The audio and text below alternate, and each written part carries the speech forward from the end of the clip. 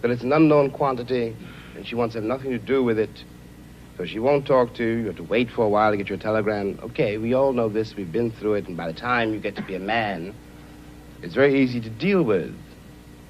But what is happening in the poor woman, the poor man's mind, is this.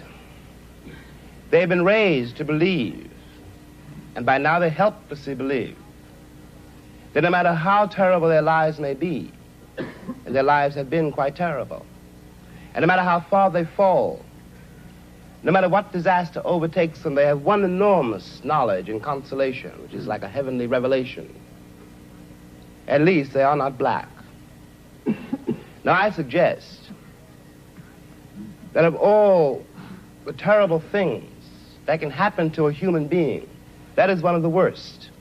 I suggest that what has happened to white Southerners is in some ways, after all, much worse than what has happened to Negroes there. Because Sheriff Clark in Selma, Alabama, cannot be considered, no one can be dismissed as a total monster. I'm sure he loves his wife, his children. I'm sure that, he likes to get drunk. He's, after all, one's got to assume, and he is visibly a man like me. But he doesn't know what drives him to use the club, to menace with the gun, and to use the cattle prod.